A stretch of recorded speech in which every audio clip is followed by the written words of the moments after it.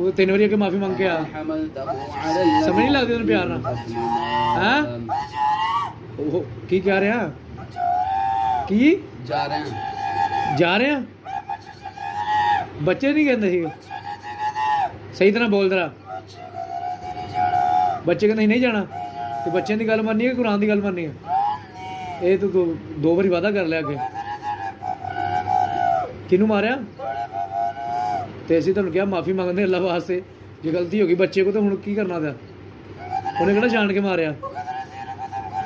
ਬਦਲਾ ਲੈਣਾ ਕਹ ਲੈ ਲਓ ਫਿਰ ਬਦਲਾ।